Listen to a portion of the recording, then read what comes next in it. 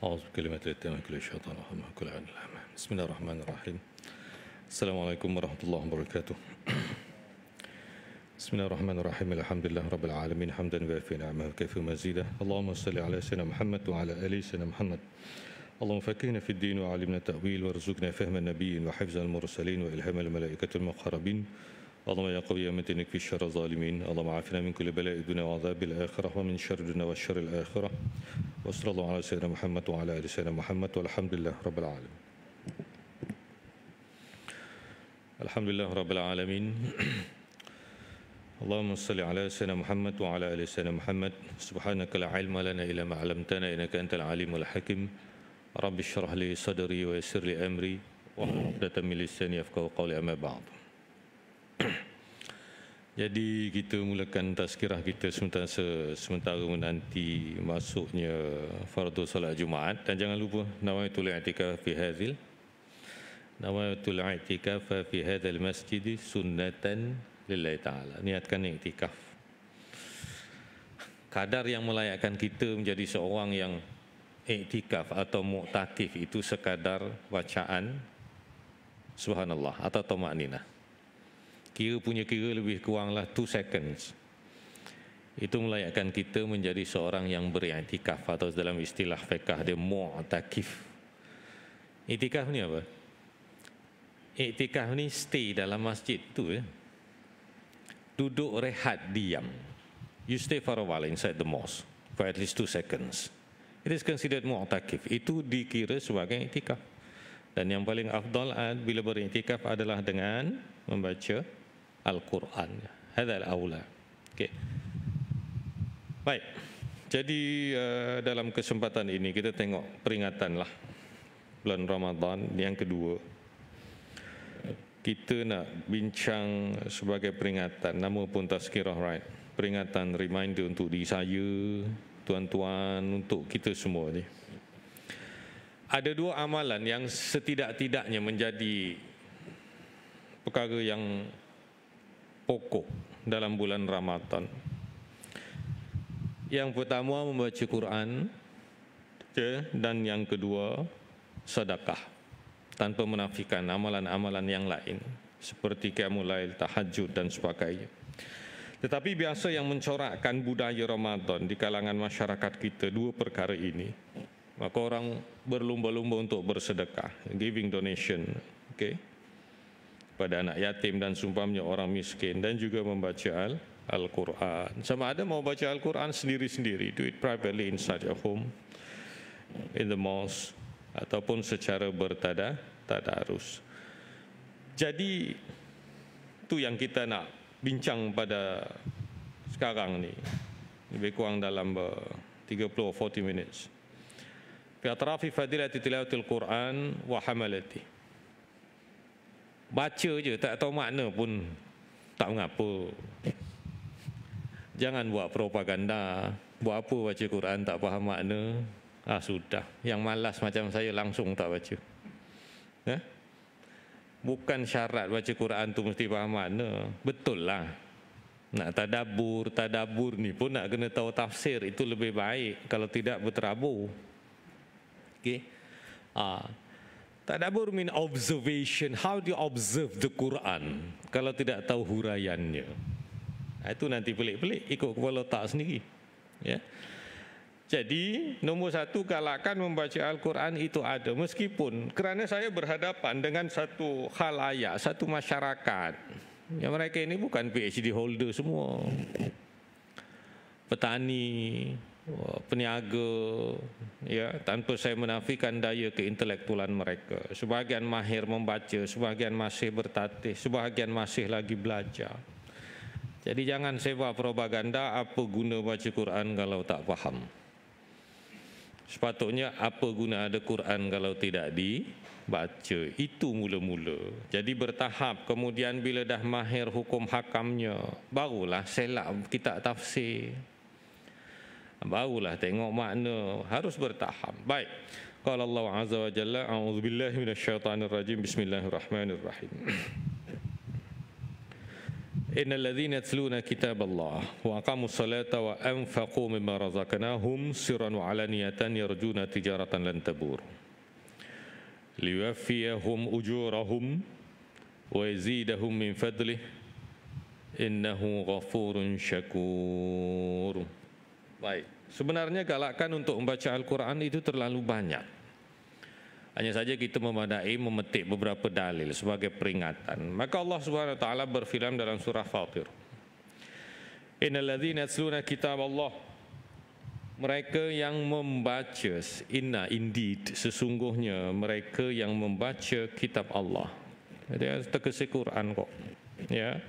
Mereka yang membaca kitab Allah wa aqamus shalah, lan aqamus shalah, ngelakoni salat. Jadi Anda bilang ada berapa amalan ini yang dipuji oleh Allah? Satu, membaca Al-Quran, wa aqamus shalah, mendirikan salat. Sekurang-kurangnya jangan ponting, yang difardukan 5 waktu dalam sehari semalam. Itu kan saya sudah sebut. Ya sekarang mancing-mancing lah, tapi ojo ninggal ke salat. Anda mau memancing ikan, tetapi jangan sampai meninggalkan sholat, maka tindakan Anda memancing jadi haram, berdosa. Haram li ghairihi, bukan haram li dzatihi. Oke. Wa aqamus shalah, dan mendirikan sholat. Sebab itu sholat ini sebenarnya fardu didirikan secara berdiri bagi yang mampu. Bagi yang mampu itu wajib dan fardu melakukannya secara berdiri. Tetapi saya tidak mampu sujud atau saya tidak mampu rukuk dengan sebaik sebenarnya. Kamu mampu berdiri atau tidak mampu? Ya wajib berdiri.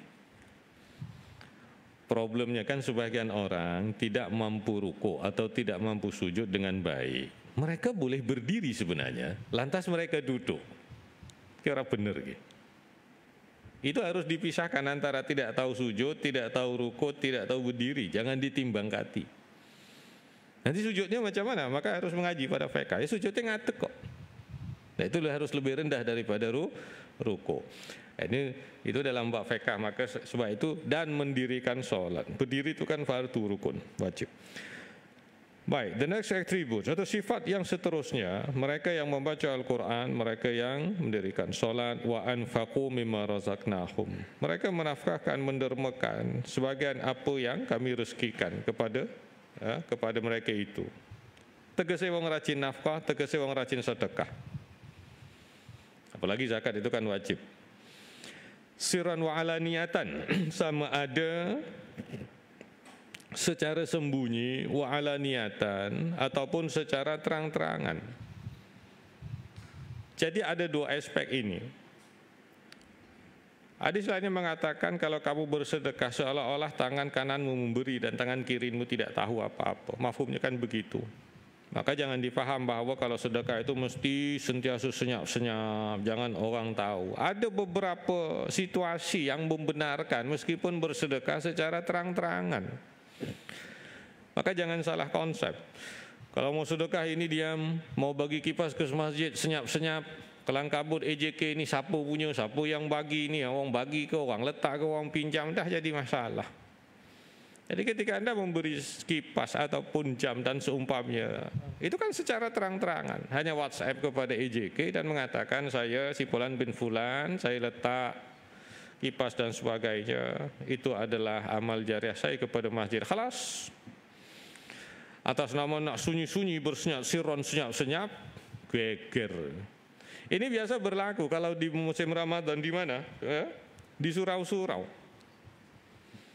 Tahu-tahu di tangga itu ada sekotak susu ya berat. Kayak susu orang wae aku, kan wae sopo. Jadi jangan begitu. Harus bertanya secara adabnya ya, ini saya mau bagi. Jadi orang yang tidak paham, oh kalau sedekah itu jangan ditunjuk-tunjuk, itu kan bergantung kepada niat. Karena ayat ini mengatakan razaqnahum sirran wa alaniyatan. Sama ada Anda memberi sedekah itu secara sembunyi ataupun secara publicly, alaniyatan. Tidak ada masalah, asalkan bukan niat riya. Anda meletakkan sedekah ke dalam tabung Jumat, itu secara senyap atau secara nyata? Secara nyata. Ya terpulang kalau Anda merasakan itu satu ketakaburan dan kesombongan menunjuk batal amalmu. Tapi kalau tidak ada apa, biasa saja, oke, tak ada masalah, ada makbul indah syara insyaallah. Oke, tadi yang baca Al-Quran, yang menunaikan solat, mereka yang bersedekah, menafkahkan hartanya ke jalan yang benarlah, sama ada secara sembunyi ataupun secara terangan, yarjuna tijaratan lan tabur, yang mengharapkan keperniagaan yang tidak akan merugi, tegesi keuntungan di hari akhirat.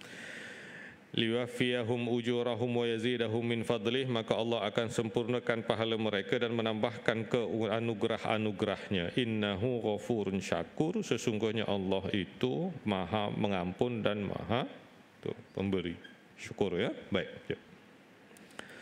Jadi dalam banyak pujian-pujian Allah akan berikan pahala dan menambahkan lagi anugerah, menjadi sebab menambahnya rezeki dan anugerah. 3 tadi dalam ayat ini, baca Quran, buat sembahyang, sedekah. Jadi fokus kita pada tengah hari ini adalah membaca Al-Quran. Itu ambil satu ni dulu. Mungkin saya nak sedekah, saya bukan orang kaya, cukup makan, baru school term apa ini, tempoh persekolahan baru bermula, mungkin macam-macam rotek, okey, installment kereta, rumah dan sebagainya. Saya tak mampu nak sedekah, katakanlah begitu sebagai contoh.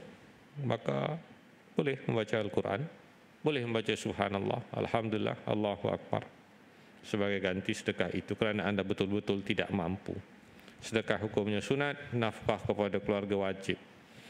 Jangan sampai anda giat dalam bersedekah tapi anak bini anda tak bagi nafkah, tak boleh, haram. Ya, so dari segi priority itu tidak betul. Okey, tak betul tu dari segi priority. Sampai-sampai nanti wife dia settlekan sendiri, kita settlekan sendiri. Walhal itu tanggungjawab suami, berani buat, berani tanggung. Baik. Jadi membaca Al-Quran, wa Aisyah radhiyallahu anha qalat. Kalau baca Quran itu kenapa? Penting ke? Soalan-soalan begitu. Maka jawapan-jawapan yang akan mendorong kita untuk membaca Al-Quran sebagai motivate atau dorongan.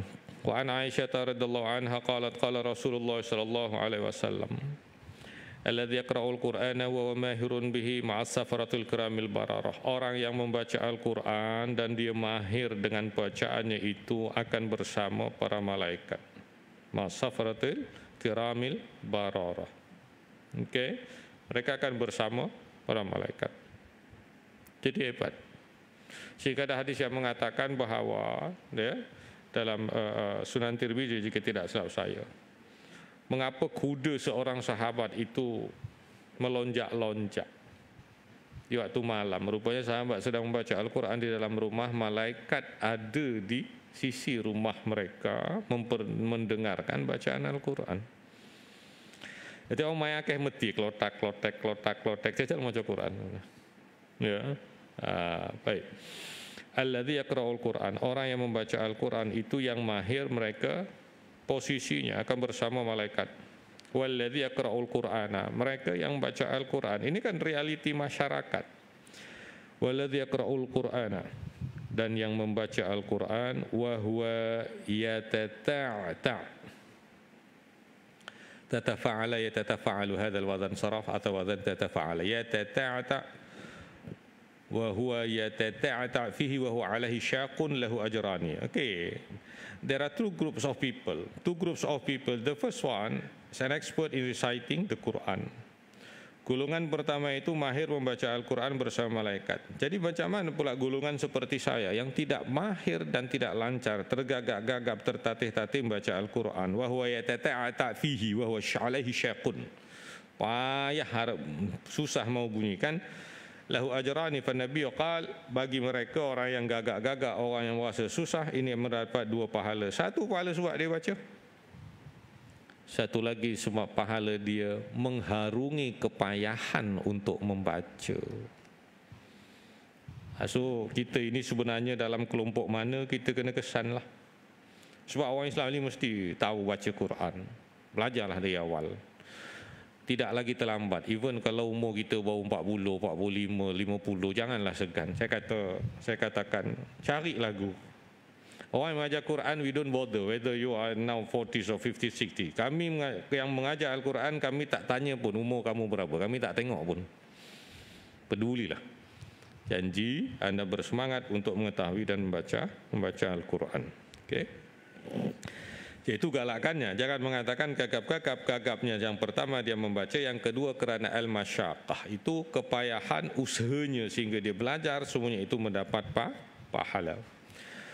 Baik, daripada Abu Musa Al-Asy'ari radhiyallahu anhu qala Rasulullah sallallahu alaihi wasallam, masalul mu'min alladhi yaqra'ul Qur'ana mathal utrujah, rihuha taibun wa ta'muha taibun. Ada orang Islam, tadi senarionya sekelumpulan orang yang tahu dan mahir membaca, and another group tidak tahu membaca ataupun masih tertatih-tatih, tergagap-gagap, masih mendapat pahala. Meskipun kedudukan yang pertama itu lebih tinggi.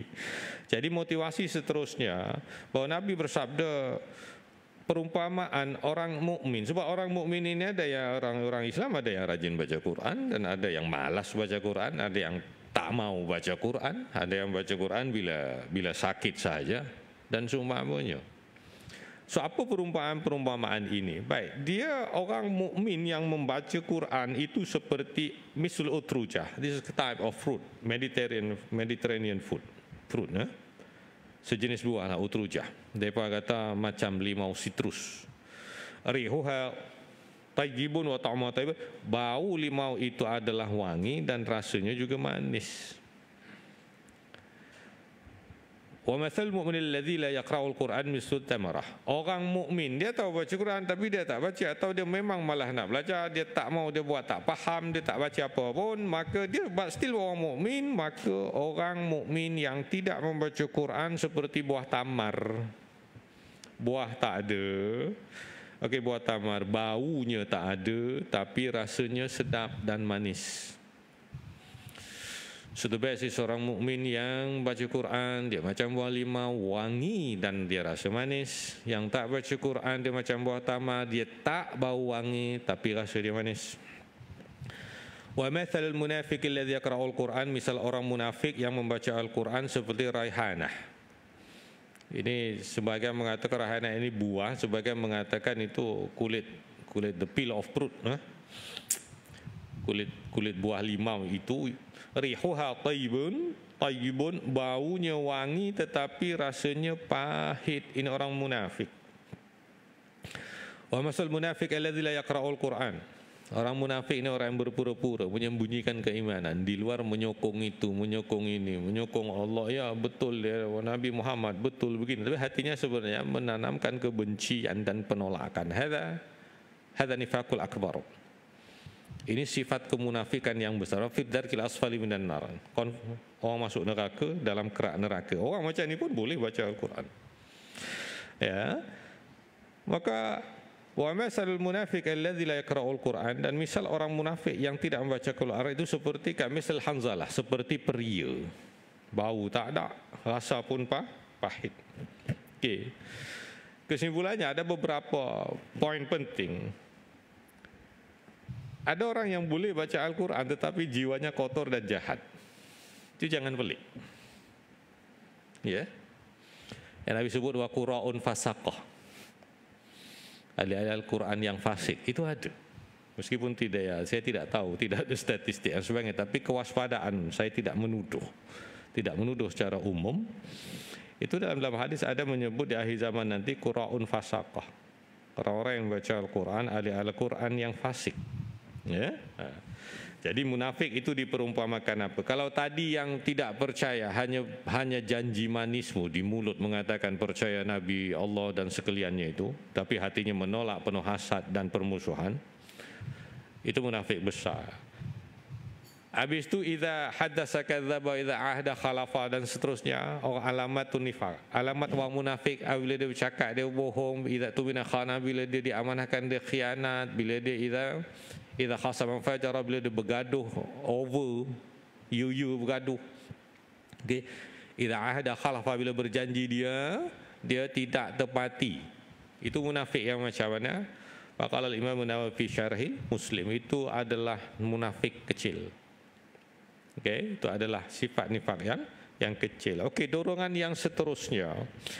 Wa an Abi Umamah Al-Bahili radhiyallahu anhu qala sami'tu Rasulullah sallallahu alaihi wasallam yaqul iqra'ul Qur'an fa innahu ya'ti yaumil qiyamati syafi'an li ashabihi. Bacalah Quran, kata Nabi, nanti hari kiamat menjadi pemberi syafaat. Dia menjadi pembantu kamu, ya, syafi'an di ashabi, membantu orang yang bacanya.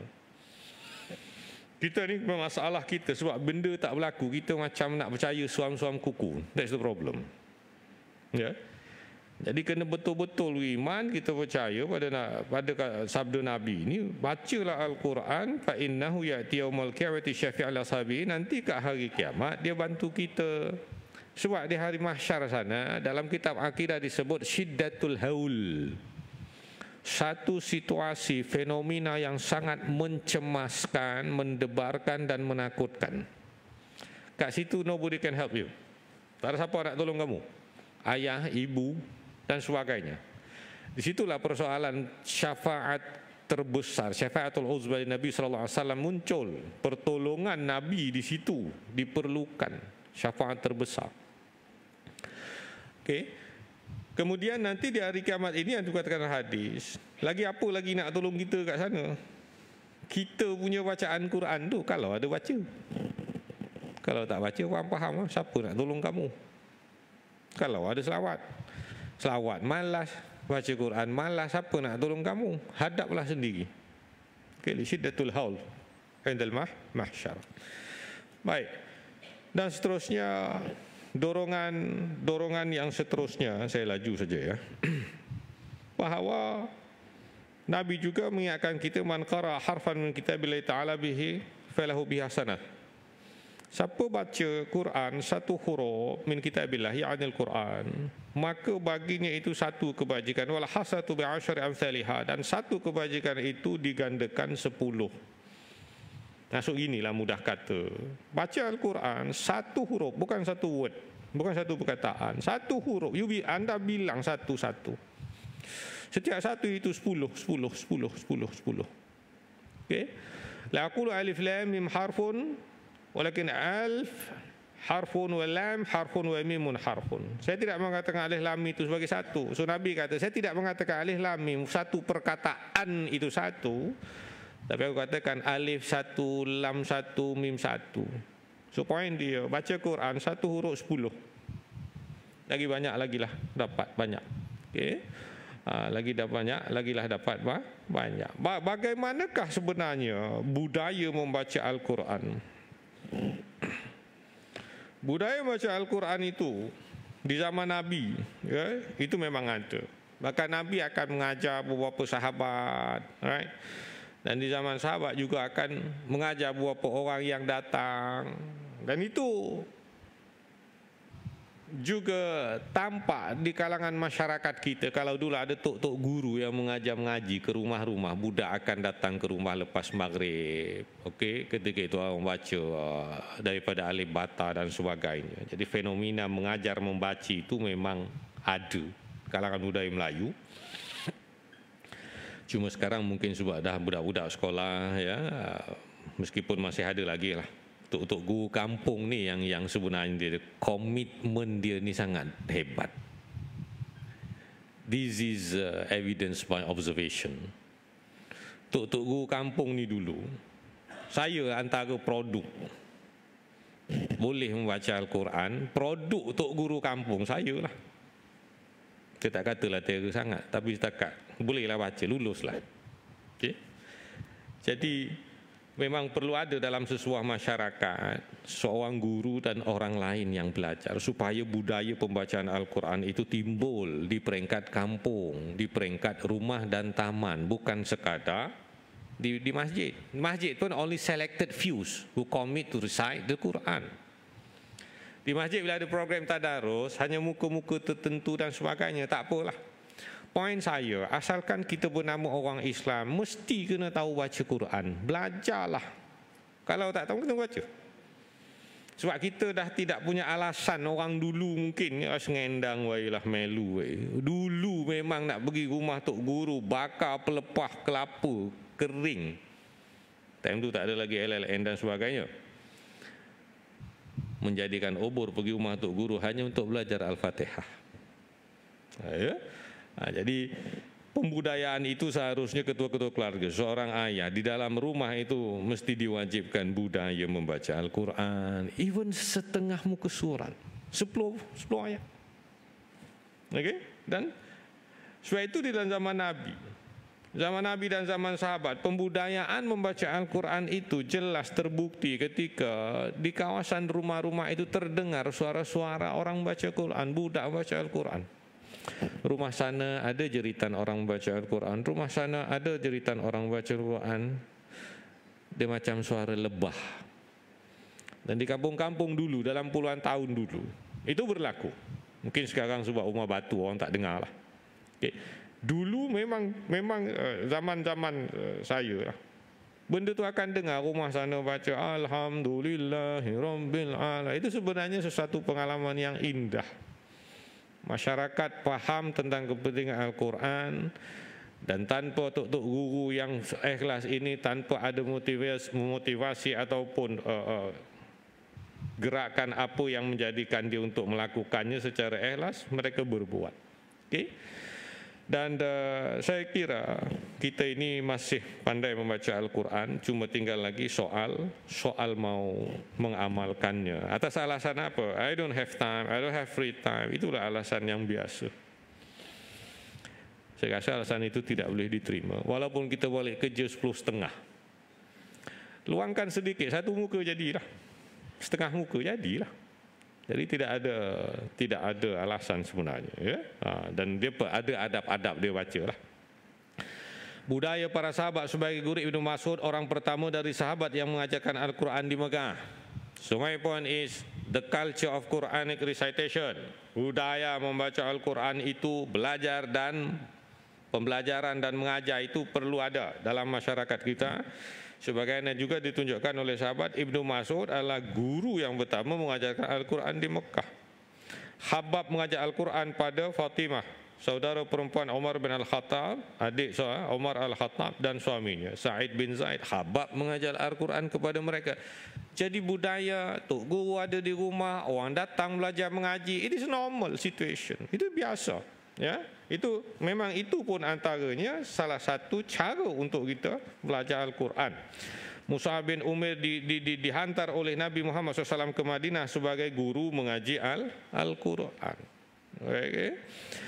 Ketika di Madinah, banyak di antara para sahabat menjelaskan bahawa Nabi Muhammad membaca surah seperti surah-surah kepada mereka, sahabat secara peribadi, termasuk orang termuka seperti Ubay bin Ka'ab, Abdullah bin Salam, Syam bin Hakim, Umar Khattab dan Ibnu Mas'ud. Jadi budaya pembacaan Al-Quran itu tidak asing dan seharusnya bukan saja di waktu Ramadan, ya, di waktu biasa. Mak bapaknya kena bising lah. Kalau mak bapaknya tak baca, janganlah marah anak tak baca. Itu saya cakap apa sikit lah, hard sikit. Itu je cara. Tak nak psikologi yang benda. Kalau tak gerak dan melaksanakan, tak jadi sibuk berpsikologi. Ya. Kena awak bapak nombor satu tunjuk kena baca. Jangan sampai cucu baca, atuk tak baca, anak baca, bapak buat bodoh je. Tak boleh lah begitu. Kenalah ada satu perasaan. Jadi mulalah pada Ramadan ni berazam untuk belajar membaca Al-Quran. Bila sebenarnya fil awqatil mukhtarah lil qiraah, bila sebenarnya nak baca Quran. Okey, tadi saya sudah jelaskan keutamaan baca Quran. Orang baca Quran dapat apa, pahala begini, akan mendapat di sisi malaikat, akan dirahmati dan sebagainya.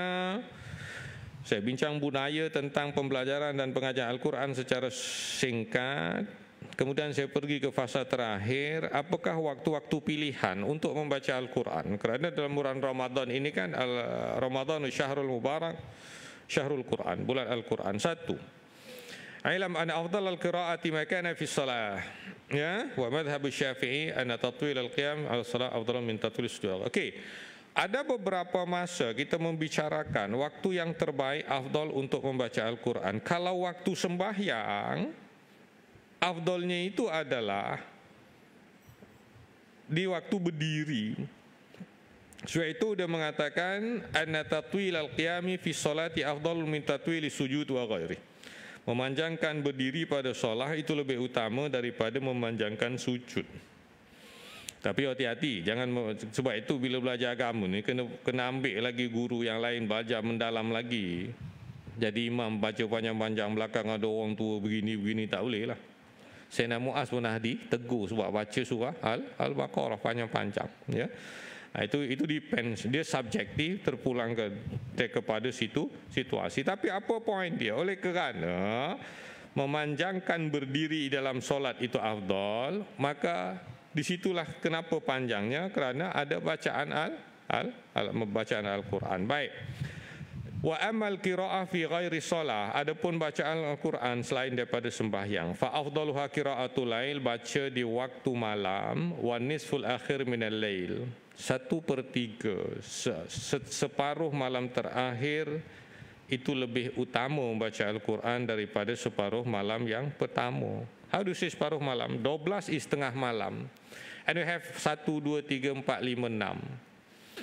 6 divided by 2. So the first 1, 2, 3 separuh masa yang pertama. Okay. Katalah begitu. Ini roughly, ya. Dan 2, 3, 4, 5, 6 waktu sahur itu nisful akhir, separuh yang kedua itu adalah lebih afdal. Baik. Ini antara waktu-waktu yang afdal kita baca Quran. Wal qiraah bainal maghrib wal isya'i mahbubah, dan membaca Al-Quran di antara maghrib dan isya itu sangat disukai. Tutup guru kampung dulu bila dia mengajar? Lepas maghrib sampai isya. Okey. Right. Adapun waktu membaca, jika kita di siang hari, fa afdaluha ba'da salati subhi, afdal membaca Al-Quran itu selepas waktu subuh. Ini sekadar berkongsi pengalaman dan pemerhatian. Kiai-kiai Kediri nak baca Quran sekal subuh tekan pukul 9. Dari subuh sampai 9. Itu rutin dia lah. Ya, rutin dia. Atau setidak-tidaknya sehingga lepas subuh, sehinggalah terbit matahari. Tunggu lagi dalam 10 minit baru sunat isyraq. Kemudian akan tunggu sikit, wirid, dan akan solat duha. Iaitu fa afdaluha ba'da solati subhi, membaca di waktu siang, afdal waktunya adalah di waktu subuh. Okay, next. Dan juga dipilih ada beberapa hari keutamaan baca Al-Quran itu, mislu yaumul jum'ati wal isnin wal khamis wa yaum arafah wa min al-ashar al-akhir min Ramadan wal ashar awal min Dzulhijjah wa min syahri Ramadan. Okay. Sekarang kita bincang ada hari-hari yang utama, yang afdal untuk membaca Al-Quran. Pertama hari Jumaat, macam hari inilah. Okey. Habis itu kata selawat, buatlah dua-dua. Okey, jangan terlalu. Okey, ada riwayat mengatakan fa'aksirus salata alayya, banyakkanlah berselawat padaku hari Jumaat. Juga mengatakan ada baca afdal, ulama mengatakan afdal baca Quran pada hari Jumaat, di antaranya buatlah dua-dua. Kerana itu bukan taraf, ya maaf, bukan taraf wajib pun kalau anda meninggalkan salah satu, tetapi seeloknya ya buat dua-dua. Jadi tidak perlu bertelagah. Wa ihtaru minal ayyam al-juma'ah, dan hari Isnin dan Khamis dan hari Arafah 9 Zulhijjah, dan juga 10 terakhir Ramadan. Kenapa nak hari Jumaat itu lebih diutamakan? Kerana inna fil jum'ati la sa'ah. Pada Jumaat ni setiap minggu la sa'atun, ada satu waktu la yuafiquha muslimun yas'alullaha fiha khairan ila atahullahu iyyah.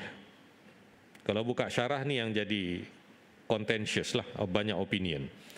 Hari Jumaat itu ada satu waktu, ya, yang tidak seorang Islam ketika berdoa dan meminta pada Allah, ketika ngam waktu itu, ketika match waktu itu, ketika tally waktu itu, illa atahullahu iyyahu, melainkan Allah pasti akan menganugerahkan permohonannya. Maka ini ulama bincang waktu bila. Maka ada yang berpandangan di antara dua khutbah itu ketika duduk. maka doalah. Di antara solat sunat sehinggalah nanti azan, atau selepas azan hingga solat. Dan hari Jumaat juga ada riwayat mengatakan bahawa waktu yang dianugerahkan ini adalah waktu selepas solat asar. Okey. Jadi hari Jumaat la yufafiquha muslim wa huwa qa'imun yusalli yas'alullah illa atahullah. Okey. Jadi kemudian hari Isnin dan Khamis kenapa begitu? Kerana saya ringkaskan saja, saya tak baca matan. Hari Isnin Khamis ni tu'aradul amal. Amal kita akan dipersembahkan. Amal naiklah. Okay, malaikat nak cek balik. Jadi Nabi kata, aku suka jika amalan aku ini dipersembahkan dalam keadaan aku ini berpuasa dan beramal soleh. That's why people keep fasting, sunat. Okay? Kenapa orang berpuasa sunat pada Isnin dan Khamis? Itu sebabnya, antara sebab. Ya? Baik. Kenapa pula hari Jumaat ni bagus tadi baca Quran? Khairu yaumin tala'at alaihi syamsu yaumul Jumaat. Hari yang terbaik, hari yang munculnya matahari adalah hari Jumaat. Fi khuliqa Adam. Hari Jumaat ni Adam diciptakan, wa fihi udkhilal jannah. Padanya dia dimasukkan syurga. Wa fihi ukhrija minha. Hari Jumaat Adam ini dikeluarkan daripada syurga. Wa la taqumu sa'atu illa fi yaumil Jumaah, dan kiamat itu tidak akan berlaku kecuali pada hari Jumaat. Right. Baik, kemudian mengapa Isnin Khamis? Saya telah nyatakan tadi, ya, tu'radul a'mal. Wa su'ila an shaumi yaumil Isnin, dzaka yaum. Kenapa juga Nabi suka puasa pada hari Isnin? Dzaka yaum wulidtu fihi, itu hari yang aku dilahirkan padanya. Wa yaumun bu'itsu, itu hari aku diangkat sebagai seorang rasul. Baik. Jadi begini, waja'a fi yaumi Arafah, puasa pada hari Arafah. Ini bagi orang yang tak buat haji lah. Oh, sunat. Orang buat haji dia puasa Arafah lagi makruh. Okey. Bahawa puasa pada Arafah ini yukafirus sanah allati qabla wasana, akan menghapuskan dosa setahun sebelum dan akan datang. Okey, fa idza kana li hadzal aim fadilatud du'a. Rumusan dia, sekiranya waktu-waktu ini punyalah keutamaan untuk berdoa, keutamaan sembahyang dan berpuasa, wa an baqil ayyam fala raiba anna qira'atul Quran fiha fadilah. Kalaulah keutamaan ini bersangkut paut dengan tindakan berdoa, membaca solat dan sebagainya, maka lebih berhak lagi lah, utama jika kita masukkan dalam waktu-waktu itu dengan pembacaan Al-Quran. Jadi dengan analogi, dalilnya itu dengan analogi. Kerana dalam Islam ada satu konsep waktu-waktu yang utama, waktu-waktu yang berkat dan waktu-waktu yang penuh dengan keutamaan, dan kita harus tahu bila waktu-waktu tersebut. Okay. Kemudian hari-hari yang juga afdal untuk baca Al-Quran itu adalah 10 terakhir Ramadan. Ini praktik Nabi. 10 akhir Ramadan Nabi akan ke masjid beriktikaf. Orang iktikaf buat apa biasa? Okey, dia akan berzikir. Wal aula bi qiraatil Quran. Orang beriktikaf ini lebih aula, lebih utama dia membaca Al-Quran. Dan 10 terakhir ni Nabi biasa duduk di masjid beriktikaf. Tapi kan macam mana? Tidak praktikal. Saya bekerja. Mana mungkin saya nak ambil cuti dan begini-begini. Okey, munasabah. Maka ulama mengatakan begitu. Fa idza lam ya'takif li masyaghil lahu falyu'awad dzalika bi tilawatil Quran fi layalihi. Maka jika engkau tidak boleh beriktikaf pada 10 hari terakhir termasuk siang, li masyaghil lahu, kerana ada kesibukan-kesibukan, maka engkau hendaklah menggantikan iktikafmu itu bitilawatil Quran. Sebab tadi tak boleh iktikaf sebab kerja. Jadi gantikan bitilawatil Quran fi layalihi, bacalah Al-Quran di waktu malamnya. Okey, dan juga dihaskan pada malam-malam ganjil, pada 10 terakhir malam itu, mudah-mudahan akan bertepatan bacaan itu dengan malam Lailatul Qadar. So kita bincang timing, the best time to recite the Quran. Tu antaranya adalah 10 10 terakhir Ramadan. Wal ashra awal min Zulhijjah, 10 pertama bulan Zulhijjah. Itu juga adalah digalakkan untuk membaca Al-Quran. Okey, 10 terakhir bulan sebab terawal bulan Zulhijjah. Wa minasyuhur, dan daripada sekalian bulan yang utama itu adalah di mana? Bulan Ramadan. Sebab itu orang mengatakan Ramadan Mubarak. Ramadan yang diberkati. Sebab apa? Di situ ada Lailatul Qadar dan di situ juga diturunkan Al-Quran. Dia penuh keberkatan. Okey, meskipun Ramadan Karim tidak salah. Okey, Ramadan Al-Mubarak itu lebih match dengan realitinya, ya, dengan realiti. Baik. Ini saya secara kesimpulan, ini kan tazkirah, ini bukan kuliah. Kuliah itu harus detail sedikit. Jadi sebagai kesimpulan kita bicarakan bahawa galakan bacalah Quran. Saya recap balik apa yang saya cakap 12.30 tadi. Bacalah Quran, walaupun sepotong 2 ayat. Janganlah beralasan tak tahu dan janganlah beralasan saya bukan ustaz, saya bukan guru agama, saya bukan kiai, saya bukan EJK Masjid. No. Itu berulang kali saya katakan, saya dah tak pandang benda tu pun.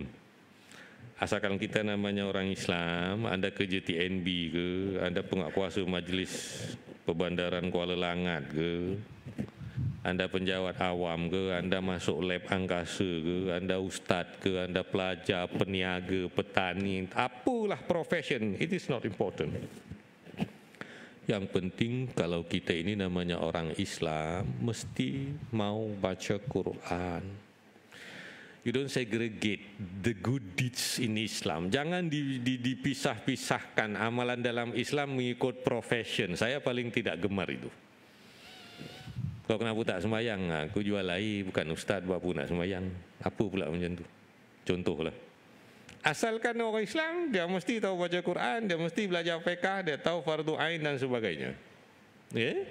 Jadi usahalah sikit. Usaha sikit kalau kita masih tertatih. Dan yang kedua kita katakan tadi dalam galakan, orang yang mahir baca Quran, itu bersama malaikat. Maka Nabi kemudian kata, orang yang tidak mahir, yatata'u hadha, yatata'u. Al-masyaqqa wa syiddah fi dzikri lafzil Quran. Orang yang tergagap-gagap susah baca Quran, lahu ajrani, ada 2 pahala. Satu sebab dia baca walaupun dia slow. Yang kedua pahala sebab dia berusaha untuk membaca. Usaha itu, efforts dan juga endurance itu menjadikan kita dianugerahi pahala. Itu yang mahal di situ. Jadi sekali lagi saya ingatkan, janganlah sebar propaganda di kedai-kedai kopi ke. Buat apa baca Quran kalau tak faham? Tak betul. Buat apa baca Quran kalau tak faham? Elok-elok kawan tu nak baca Quran, jadi dia tak baca Quran langsung. Siapa punya kerja? Engkau punya hasutan. Agama pun tak cakap macam tu. Agama kata baca dulu. Baca dulu. Barulah nanti pelan-pelan lah dah mahir, dah tahu hukum dia begini, ada hukum nipis, hukum tebal, hukum kol-kolah dan sebagainya, ifak dan sebagainya. Agak dah mahir, guru dah endorse, okey lulus, barulah belajar tafsir.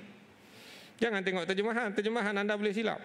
Terjemahan tidak memberikan anda kefahaman, dia hanya erti perkataan. Tafsir Quran, tafsir adalah huraian, explanation.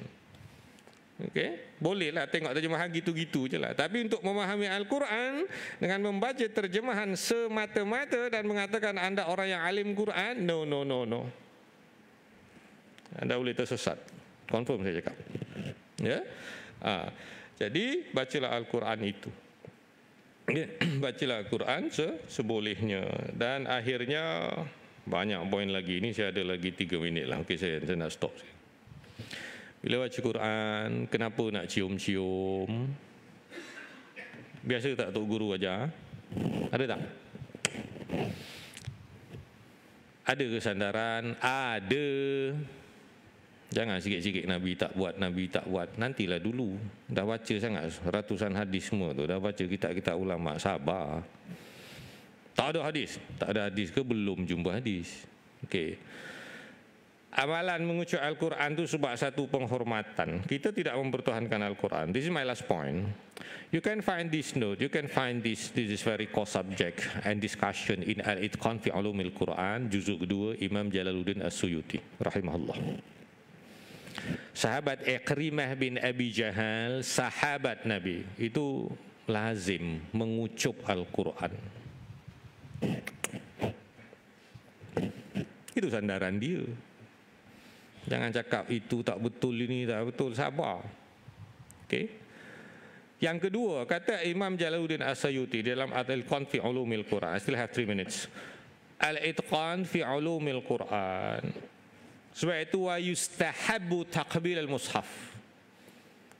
Disunatkan mengucap Al-Quran itu kerana kias kepada at-taqbil al-hajaril aswad. Kerana dikiaskan mengucap Hajarul Aswad. Kan umrah haji mengucap Hajarul Aswad itu sunat.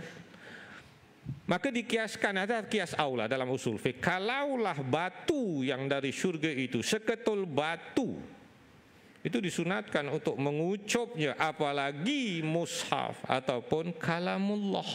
Itu lebih utama untuk dikucap. This is the way we think. Sumber hukum Al-Quran, Sunnah, Ijma', Qiyas. Jangan limitkan Quran, Sunnah saja, stop, no. Okay? Jadi itulah antara, itu cerita panjang lagi, kenapa kita baca Quran. Kita mengucap sebagai tanda penghormatan. Okay, poin last adalah, bacalah Al-Quran semampumu. Walaupun merangkak-rangkak, termasuklah diri saya, bacalah walaupun merangkak dan sedikit, tak ada masalah. Wabillahi taufiq. Assalamualaikum warahmatullahi wabarakatuh.